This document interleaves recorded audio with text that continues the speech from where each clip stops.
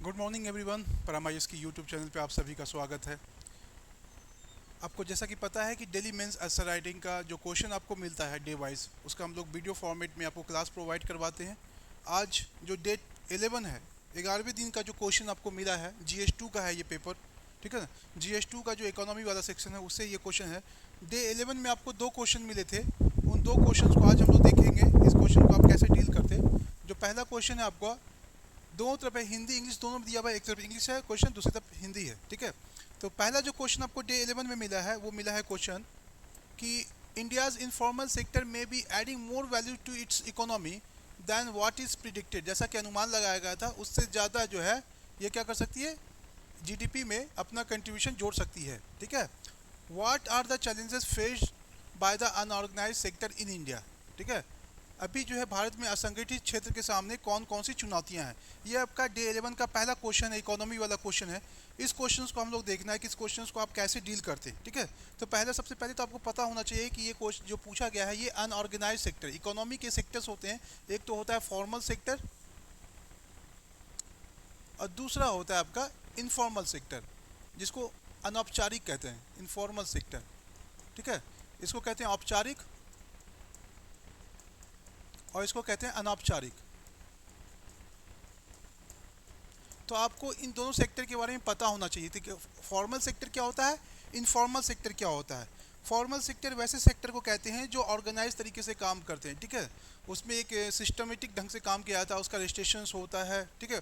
उसके जो है कुछ रूल रेगुलेशंस होते हैं जो हर कंपनीज को या फैक्ट्रीज को उसमें जो है, या कोई गवर्नमेंट एजेंसी है उसको जो है फॉलो करना होता है। ठीक है। उसमें जॉब सिक्योरिटी की संभावना होती है। ठीक है। उसमें जो आप किसी के साथ जो इन ह्यूमन कंडीशन से आप काम नहीं करवा सकते। कहने का मतलब उसमें वेजेस, वेतन हो गया, सैलरी हो गई। ठीक है ना। अलाउंसेस हो गए। ठीक है। Job security, social security. ठीक है ना। इन सब का ध्यान रखा जाता है और ये रेगुलेटेड होता है, एक लॉ के अकॉर्डिंग रेगुलेटेड होता है। कुछ ऐसे काम होते हैं जो स्कैटर्ड होते हैं। ठीक है। स्कैटर्ड होते हैं, इसमें आपको दिया भी होगा। ठीक है ना। इनफॉर्मल सेक्टर में आते हैं वो स्कैटर्ड हो, जैसे मान लो डेली काम करने वाले मजदूर हो, दिहाड़ी मजदूर हो गए, कोई स्ट्रीट वेंडर्स हो गया जो अपना कुछ बेच रहा हो, कुछ सेल कर रहा हो, रोड पे आपने देखा होगा।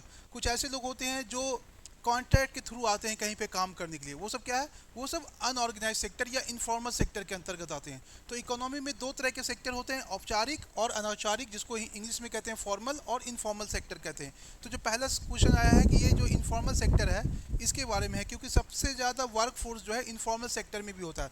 तो सबसे पहले इंट्रो में जो है, आप इंट्रो में क्या डालेंगे, यहाँ पे इंट्रो में आपने देखा होगा, यहाँ पे आपको जो मॉडल आंसर मिला है, यहाँ पे periodic labour force survey PLFS। ठीक है। इनका एक सर्वे होता है, पीरियोडिक लेबर फोर्स सर्वे इसको कहते हैं।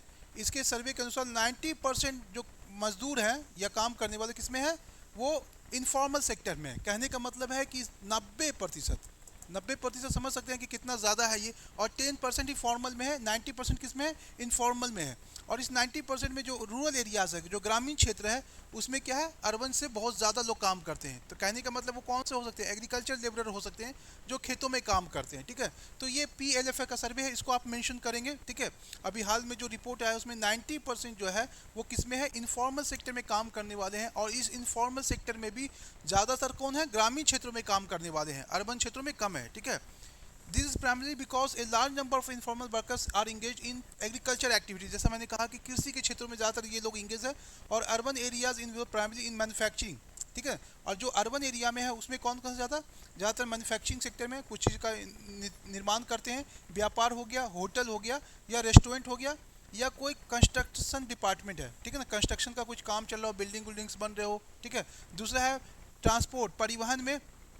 ठीक है। स्टोरेज में एंड कम्युनिकेशन में, संचार में, फाइनेंस में, बिजनेस में और रियल इस्टेट में। ये जो मैं आपको दिखा रहा हूँ ये किस में है, ये सब है आपके इनफॉर्मल में, अर्बन वाले में। और रूरल वाले में कहाँ पे, एग्रीकल्चर में है सबसे ज़्यादा। ठीक है। अब यहाँ पे आपको डिफिनेशन दे रखा है कि डिफिनेशन क्या है इनफॉर्मल सेक्टर का, जो अनऑर्गेनाइज सेक्टर है, या इसको आप दोनों कह सकते हैं, असंगठित भी कहते हैं, अनौपचारिक भी कहते हैं। ठीक है ना। अनऑर्गेनाइज या इनफॉर्मल, दोनों का मतलब क्या होता है, दोनों का मतलब सेम होता है। ठीक है। तो अब यहाँ पे आपने देखा होगा, आप इसमें देखेंगे डिफिनेशन देंगे, दी अनऑर्गेनाइज या informal sector is characterised by small and scattered. ये छोटे होते हैं और बिखरे हुए यूनिट्स होते हैं, largely outside the control of the government, government के नियंत्रण से बाहर काम करते हैं, इंडिपेंडेंट तरीके से काम करते हैं। ठीक है ना। ये चीज़ें हैं। दूसरा आप देखेंगे they are rules and regulation, इसके लिए भी कुछ रूल रेगुलेशन हैं लेकिन इसको फॉलो नहीं किया जा सकता, ठीक है ना, या इसको फॉलो नहीं किए करते हैं, ठीक है। और इसमें देखेंगे कुछ लोग होते हैं जिसमें अपना बिजनेस कर रहे हैं, कुछ अपना दुकान चला रहा है, ये सारे किस में आएंगे, ये सब इनफॉर्मल या अनऑर्गेनाइज में आएंगे। एक काम आप ये कर सकते हैं कि इसको आप इंट्रो में डालेंगे, किस में डालेंगे, आप इंट्रो में डालेंगे, इस वाले पार्ट को आप इंट्रो में डालेंगे कि अनऑर्गेनाइज सेक्टर या इनफॉर्मल सेक्टर से क्या मतलब है, उसको आप बताएंगे। और उसके बाद उसमें देखा होगा ऊपर में जो दे रखा था, ठीक है ना, इसमें जो आपने देखा होगा ये जो था पोर्शन कि पीरियोडिक लेबर फोर्स सर्विस, इसको आप इसके नीचे डाल सकते हैं, ठीक है, इसको आप इंट्रो में डालिए और इसके नीचे आप इसको डालिए, ठीक है ना। अब इसमें ये भी दिखा सकते हैं कि कितना इंडिया का 80% लेबर जो है वो किस में है, इनफॉर्मल सेक्टर में है, और रिमेनिंग 20% जो है टोटल जितने भी लोग काम करते हैं उसमें 20% लोग ही औपचारिक या फॉर्मल सेक्टर में है, 80% किस में, इनफॉर्मल में है, ठीक है। जो 80% इनफॉर्मल में है उसमें भी अगर देखेंगे हाफ से ज़्यादा किस में है, एग्रीकल्चर में है, ठीक है, और बाकी किस में है, नॉन एग्रीकल्चर एक्टिविटीज़ वगैरह में है। ये डेटा को डालेंगे। अब इशू क्या है, इससे संबंधित मुद्दे क्या हैं और कंसर्न क्या है, ठीक है, यहाँ पे हिंदी में देखेंगे इसके मुद्दे और चिंताएं कौन कौन सी है। सबसे पहले आप देखेंगे कि इसमें स्ट्रक्चरल डिसएडवांटेज, ठीक है ना, इसमें अगर देखेंगे सबसे बड़ा जो इशू आपको देखने को मिलेगा इनफॉर्मल सेक्टर में वो है आपका कि इसमें क्या है कि कोई इसमें low paid and often not regular, इसमें जो है जो सैलरी मिलती है, जो काम करने का जो आपको पारिश्रमिक मिलती है या वेज मिलता है वो कहता लो होता है, और ये क्या रेगुलर नहीं है, आपको हमेशा नहीं मिलता है काम, कभी मिलता है कभी नहीं मिलता है। और आपको जो सैलरी मिलती है या कह सकते हैं जो आपको वेज मिलता है, मजदूरी मिलती है, वो क्या होती है, वो लो होती है, कम होती है। इसमें ओवर टाइम का भी ध्यान नहीं रखा जाता, पेड लीव नहीं होती जैसे फॉर्मल में होती, छुट्टियाँ भी जो है अनियमित होती हैं, ठीक है ना, और बीमारी की वजह से जो छुट्टी उट्टी होती है वो सब उसमें नहीं मिलती है जनरली, ठीक है। एम्प्लॉयमेंट इज़ नॉट सिक्योर, जो रोजगार आपको मिला हुआ है इनफॉर्मल सेक्टर में, अनौपचारिक सेक्टर में, वो सिक्योर नहीं है, ठीक है, कभी भी आपको जो है काम से निकाला जा सकता है, ठीक है। दूसरा ये कि जो इसमें सोशल सिक्योरिटी की कमी है, सामाजिक सुरक्षा की कमी है, ये सब कंसर्न्स है। सोशल सिक्योरिटी किसको कहते हैं, सोशल सिक्योरिटी का मतलब होता है कि काम जब कर रहे हैं उसके अलावा आपको कुछ सुरक्षा दी जाती है, सामाजिक सुरक्षा, दुर्घटना हो गई तो उस समय मुआवजा वगैरह के प्रावधान होते हैं, ठीक है। उसके बाद अगर आप बीमार पड़ गए तो उस समय जो है आपको सैलरीज वगैरह मिलती है, ठीक है। अगर आप बेरोजगार हो गए तो उस समय भत्ता मिलता है, ये सब सोशल सिक्योरिटी है। लेकिन जो इनफॉर्मल सेक्टर है उसमें सोशल सिक्योरिटी ना के बराबर होती है। दूसरा जो कंसर्न है वो स्ट्रक्चरल डिसएडवांटेज है। स्ट्रक्चरल डिसएडवांटेज का मतलब है कि इसमें जो है लिटरेसी और स्किल, ठीक है ना, इसकी कमी होती है। जो लोग इसमें काम करते हैं उसमें ज़्यादातर कौन होते हैं, अशिक्षित होते हैं, और उनके पास कौशल नहीं होती, कुछ काम करने का आर्ट नहीं होते, कला नहीं होती, ठीक है। जैसे मजदूर हो गए, जो दिहाड़ी मजदूर होते हैं, ईंट ढोते हैं, ठीक है, या मिट्टी वगैरह सानते हैं, या कोई और ऐसा काम करते हैं, उसमें ज़्यादा स्किल की ज़रूरत नहीं पड़ती और वो पढ़े लिखे भी नहीं होते। तो यहाँ पे क्या होता है कि इनके एक्सप्लॉयटेशंस के चांसेस ज़्यादा होते हैं, इनका शोषण होने की संभावना ज़्यादा होती है। गवर्नमेंट का फेलियर, गवर्नमेंट की वो बहुत बड़ी कमी रही है कि इसने जो है जो इनको वेतन मिलता है या कह सकते हैं मजदूरी मिलती है वो क्या है, वो समान नहीं है। सरकार ने ऑल्दो बना रखा है नियम कि किसी भी मजदूर को न्यूनतम मजदूरी हर स्टेट में है, मिनिमम इससे कम आप नहीं देंगे, लेकिन रेगुलेशन की नहीं वजह से, मॉनिटरिंग नहीं होने की वजह से जो इनको वेज मिलता है, मजदूरी मिलती है, वो भी क्या है, वो जो है बहुत ही कम है, जिसकी वजह से जो है कहीं ना कहीं वेज इनइक्वलिटी देखने को मिलती है।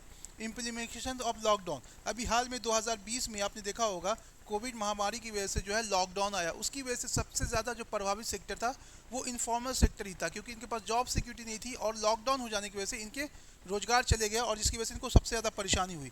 तो ये सब इनके क्या है, ये सब इनके कंसर्न है, इश्यूज़ हैं जिनकी वजह से इनको जो है परेशानी होती है। जो अगला पॉइंट है इसमें क्वेश्चन में जो रोना है, challenges to GDP, challenges of GDP estimates and role of informal sector. GDP के इवैल्यूएशन में या उसको कह सकते हैं कि एस्टिमेशन में भी इनफॉर्मल सेक्टर को हम लोग काउंट नहीं करते, तो ये एक बहुत बड़ा चैलेंज है, ठीक है, बहुत बड़ी कमी है जीडीपी में, ठीक है। उसमें आप देखेंगे एग्रीकल्चर जो है, एग्रीकल्चर में including forestry and fishing, agriculture is the sector with the highest level of informal employment. Informal employment जो सबसे ज़्यादा रोजगार देता है वो कौन सा है, वो है कृषि एवं, ठीक है, कृषि एवं मत्स्य पालन, ये सबसे ज़्यादा इनफॉर्मल सेक्टर में रोजगार उपलब्ध करवाने वाला है। The other sector that displayed resilience where trade, ये व्यापार हो गया आपका, होटल हो गया, परिवहन हो गया, होटल हो गया, ठीक है, ट्रेड, होटल्स, परिवहन एंड संचार, ये सब दूसरे सेक्टर हैं जिसमें सबसे ज़्यादा इनफॉर्मल जो है एम्प्लॉयमेंट देखने को, ठीक है, मिलती है। दूसरा है non inclusion of informal sector. ऐसा देखा गया है कि जीडीपी के इंक्लूजन में, जैसा मैंने ऊपर बात की कि जो इनफॉर्मल सेक्टर्स को नहीं जोड़ा जाता, ठीक है, inflated shares of formal sector, इसमें ज़्यादातर जो है जीडीपी में सिर्फ फॉर्मल सेक्टर को काउंट करते हैं, इनफॉर्मल को नहीं करते हैं, ठीक है, जिसकी वजह से जो एक्चुअल जो जीडीपी का है वो डेटा हमारे पास नहीं आता। Treating organise and organise sector equally. अब किया जा सकता है, किया ये जा सकता है कि जो फॉर्मल और इनफॉर्मल सेक्टर है इन दोनों को सरकार इक्वली ट्रीट करे। मतलब जो फैसिलिटी सुविधाएं वो फॉर्मल सेक्टर में दे रही है, जहाँ पे ऑर्गेनाइज लोग का बैंक के कर्मचारी हैं, स्कूल के टीचर्स हैं, सरकारी कर्मचारी हैं, पुलिस मैन्स हैं, या अदर जो है गवर्नमेंट की संस्थाएं हैं जहाँ पे ठीक है ऑर्गेनाइज तरीके से काम होता है, वो ऑर्गेनाइज सेक्टर में आते हैं। उनको जितनी सुविधाएं मिलती है सेम वैसे ही सुविधाएं किसको दी जाए, इनफॉर्मल सेक्टर को दी जाए। इससे क्या होगा कि उनका शोषण रुकेगा, जो वेतन में आपको देखिए असमानता देखने को मिलती है वो असमानता कम होगी, और इनफॉर्मल सेक्टर्स के लोग जो जीडीपी में जिसको काउंट नहीं कर रहे हैं अब उनको भी अगर काउंट करेंगे तो हमारा जीडीपी जो है और ज़्यादा बूम करेगा, उसमें और ज़्यादा ग्रोथ होगी। तो ये सब चीज़ें थी। जैसे आपको कुछ गवर्नमेंट की इनिशिएटिव है उसके बारे में भी बात कर देंगे कि सरकार ने इनफॉर्मल सेक्टर के लिए कौन कौन सी जो है योजनाएं लाई हैं। सबसे पहले तो मनरेगा है। मनरेगा आपको पता है कि ये जो है 2006 में यूपीए गवर्नमेंट थी उसने सबसे पहले लाया था। Mahatma Gandhi National Rural Employment Guarantee Act कहते हैं। इसमें जो ग्रामीण क्षेत्र के लोग हैं उसको जो है 100 दिन, साल में 100 दिन का रोजगार दिया जाता है, ठीक है। और उसमें जो है मिनिमम वेज फिक्स होते हैं, और ये कानूनी प्रावधान है। अगर आपको रोजगार नहीं मिलता है रजिस्ट्रेशन के बाद तो सरकार आपको बेरोजगारी भत्ता देगी, ठीक है। और ये कानून है। तो सबसे पहले मनरेगा है जिसने ग्रामीण बेरोजगारी को ख़त्म करने में बहुत बड़ा योगदान दिया है, ठीक है।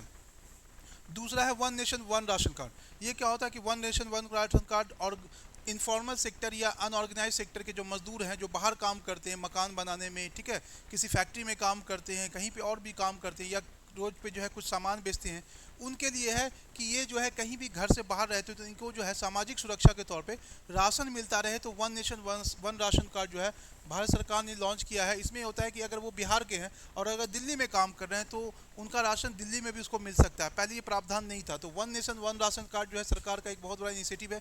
प्रधानमंत्री रोजगार प्रोत्साहन योजना, ये भी सरकार का एक है कि इसमें गवर्नमेंट क्या करती है, प्रधानमंत्री रोजगार प्रोत्साहन योजना ये 2016 में ही, और उसका ऑब्जेक्टिव क्या है, incentivise employers for creation of new employment, नए रोजगार को शुरू करने में, ठीक है, उनको जितनी सहायता हो सकती है इनफॉर्मल वर्कर्स को, वो उसमें जो है ध्यान रखा जाता है। दीनदयाल उपाध्याय अंत्योदय योजना national urban livelihood mission, the mission was launch in, ये 2014 में लॉन्च हुई है।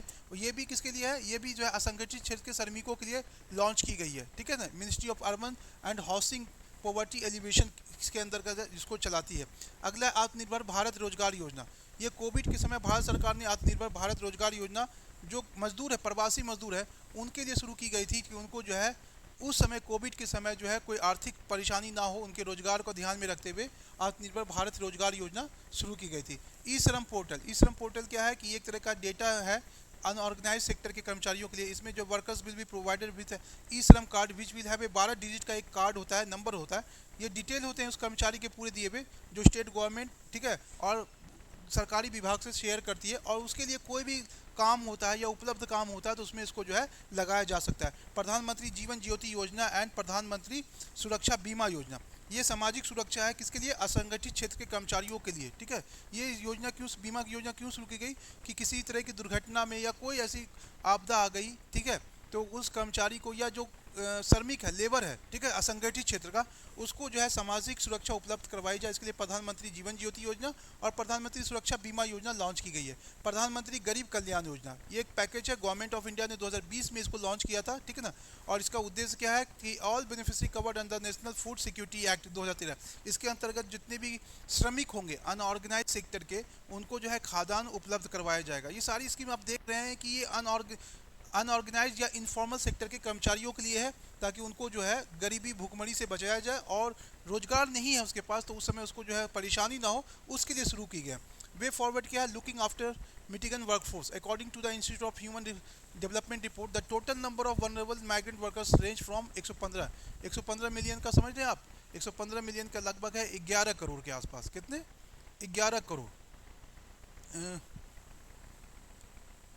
1 करोड़ 15 लाख, सॉरी 1 करोड़ 15 लाख, कितने हो गए, 1 करोड़ 15 लाख जो है से लेकर के 1 करोड़ 40 लाख तक जो है इसके अंतर्गत वर्कर्स आते हैं, जो कौन से हैं, इनफॉर्मल के हैं। It is therefore important for the draft rules to clarify state how their availability है ना, applicability will uphold with respect to the migrant informal worker, strengthening the MSME. एक अगला वाला जो इंपॉर्टेंट पॉइंट्स है, एमएसएमई को मजबूत करना, कौन सा है, ये बहुत इंपॉर्टेंट पॉइंट, इसको आप अगर देखेंगे तो थोड़ा सा कुछ पॉइंट्स आप मेंशन कर देंगे।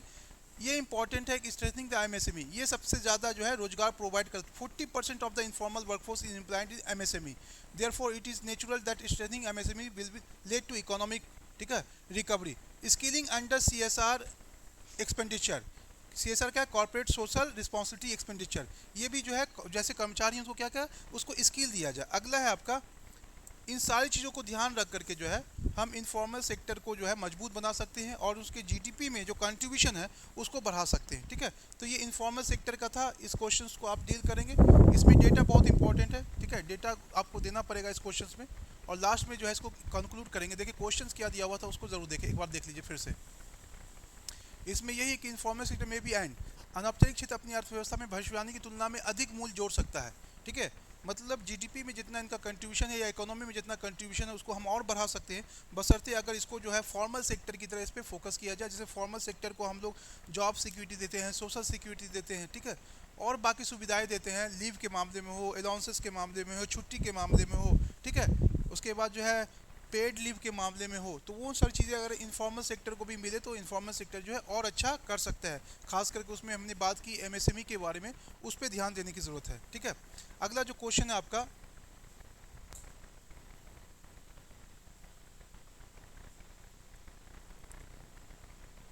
मिशन 24 जो अगला क्वेश्चन है कि how does E technology help farmers in the productions and marketing of agriculture produce, ठीक है। ई प्रौद्योगिकी मतलब ई टेक्नोलॉजी है किसानों को कृषि उपज के उत्पादन, प्रोड्यूस में और डिस्ट्रीब्यूशन में या सेलिंग में कैसे मदद करती है, इसको समझाइए, ठीक है ना। प्रोडक्शंस में और मार्केटिंग ऑफ एग्रीकल्चर प्रोड्यूस में कैसे हेल्प करती है क्या ई टेक्नोलॉजी। बहुत इंपॉर्टेंट क्वेश्चन है और ये बीपीएससी में लगातार पूछा जा रहा है कि टेक्नोलॉजी का एग्रीकल्चर में क्या यूज़ है। ई टेक्नोलॉजी का मतलब है कि आप इंटरनेट और, ठीक है, कम्युनिकेशन का, इंफॉर्मेशन टेक्नोलॉजी का एग्रीकल्चर में कैसे यूज़ कर सकते हैं जिससे उसके प्रोडक्शंस को भी बढ़ा सकते हैं और जो उनकी इनकम है किसानों को उसको भी बढ़ा सकते हैं, ठीक है। तो उसमें सबसे पहले बॉडी इंट्रो में आप यही डालेंगे, e technology which encompasses the internet and related information technology plays a pivotal role in boosting India's agriculture's vital agriculture sector।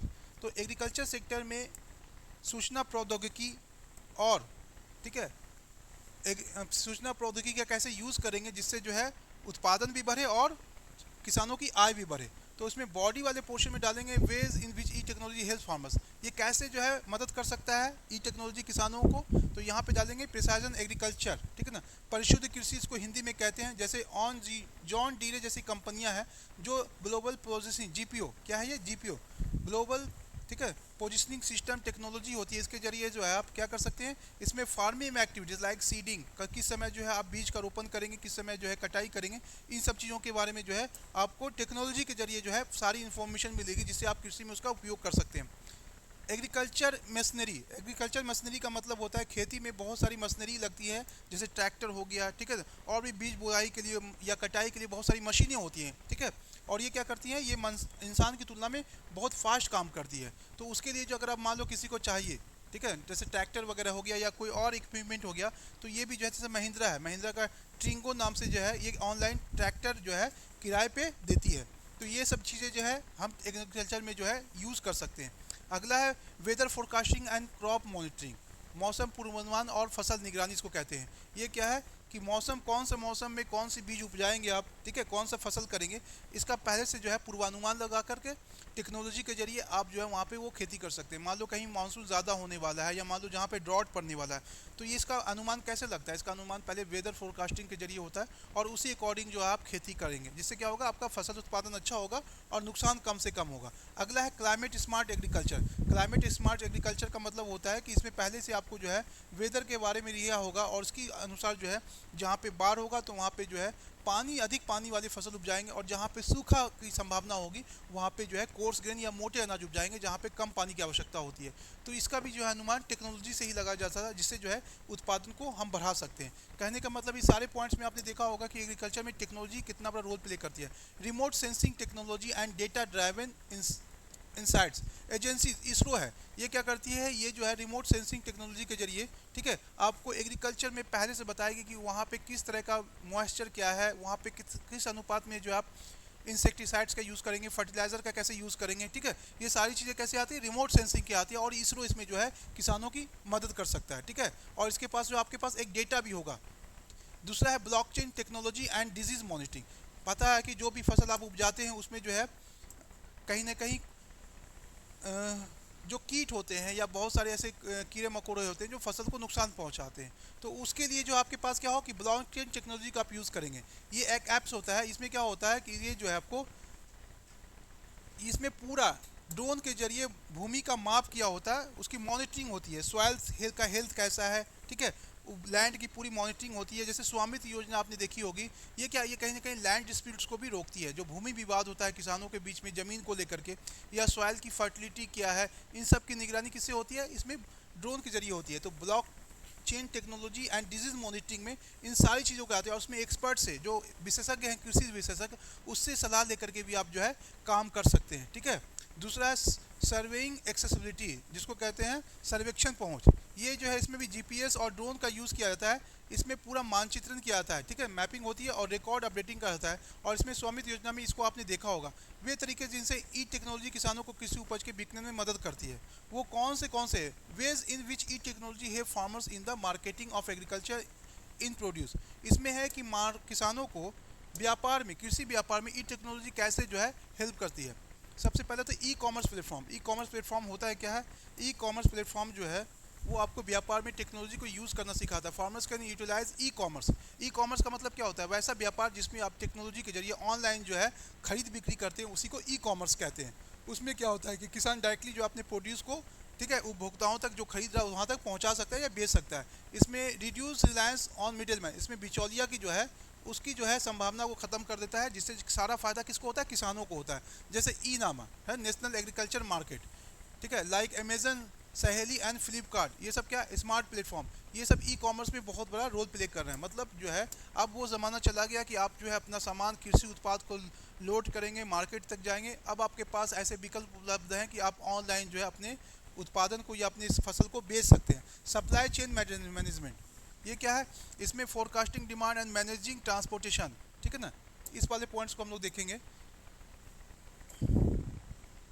आपूर्ति श्रृंखला प्रबंधन, इसमें इन्वेंट्री पर नजर रखना, मांग का पूर्वानुमान लगाना और परिवहन का प्रबंधन कैसे जैसे कार्य शामिल है।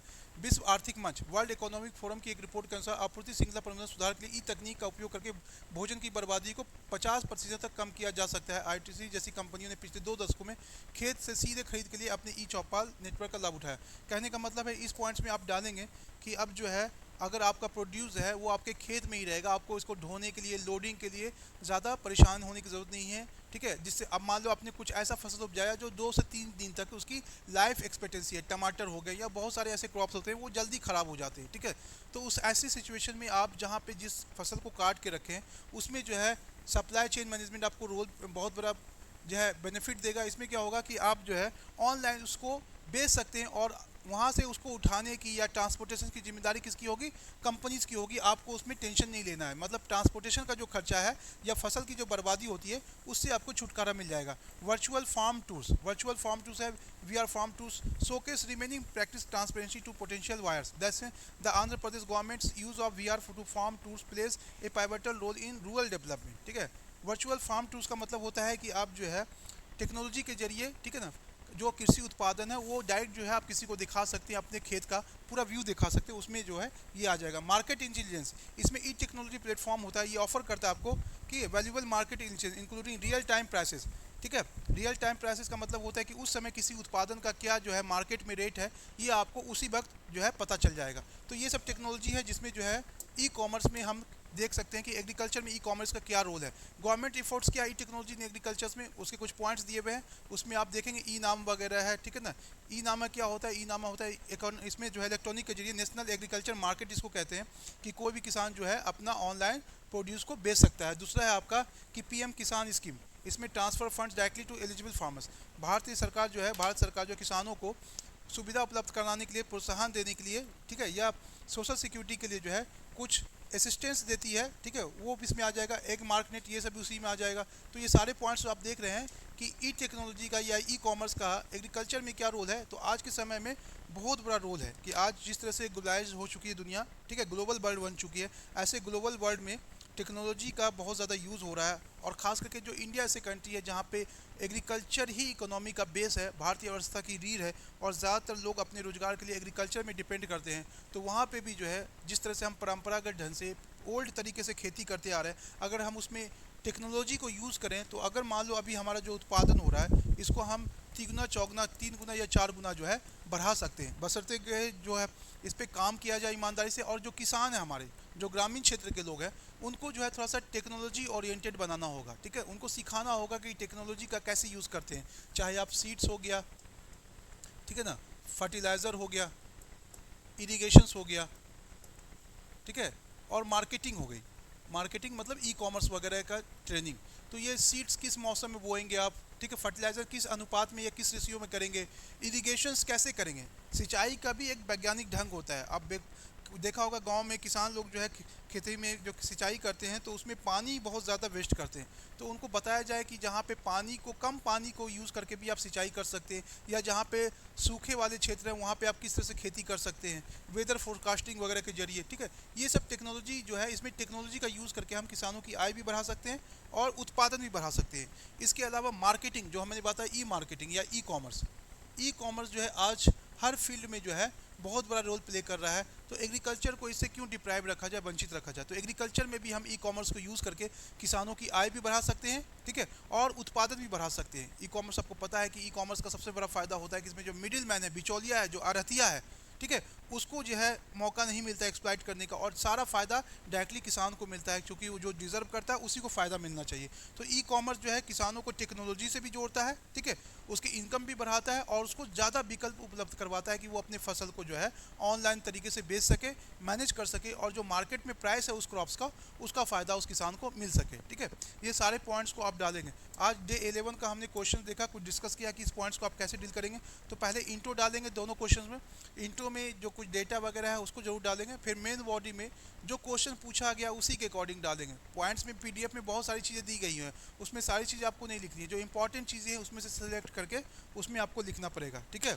और कोशिश कीजिएगा कि क्वेश्चन में करेंट से जोड़ के जितना लिखा जा सके उसको जोड़ करके लिखिए, ठीक है। तो आज चलिए डे 11 का जो क्वेश्चन था, दो, एक तो क्वेश्चन था आपका कि ई कॉमर्स का एग्रीकल्चर में क्या रोल है, और दूसरा इनफॉर्मल सेक्टर में, ठीक है, इनफॉर्मल सेक्टर जो है जीडीपी में कैसे जो अपना योगदान बढ़ा सकता है उसके बारे में बात की। उसका एक ही तरीका है, आप ध्यान में रखिए कि इनफॉर्मल सेक्टर में ये अगर इसके जीडीपी में योगदान को बढ़ाना है तो जो भी फॉर्मल सेक्टर में सुविधाएं मिल रही है उसको जो है धीरे धीरे करके इनफॉर्मल सेक्टर में लागू किया जाए, और इनफॉर्मल सेक्टर्स को जो है उसको सोशल सिक्योरिटी हो गई, जॉब सिक्योरिटी हो गई, ठीक है, या बाकी जो रिक्वायरमेंट है मिनिमम वेजेस की या आपके ओवर टाइम की, वो सारी सुविधाएं हम बढ़ा करके जो है इनफॉर्मल सेक्टर्स को जीडीपी में इंक्लूड करके अच्छे से हम जीडीपी को और बढ़ा सकते हैं। तो ये दोनों क्वेश्चंस को लिखेंगे आप, इसमें फ्लो चार्ट का यूज़ करेंगे। आपको जितना भी पीडीएफ मिला है, मॉडल आंसर मिला, उसमें कहीं पे भी जो है फ्लो चार्ट नहीं है, तो आप फ्लो चार्ट को यूज़ करेंगे अपने आंसर में, ठीक है, इसी अकॉर्डिंग लिखेंगे। तो चलिए आज डे 11 का क्वेश्चन हो गया, कल हम लोग डे 12 का करेंगे, जो 12वें दिन का क्वेश्चन मिला उस पर हम लोग बात करेंगे।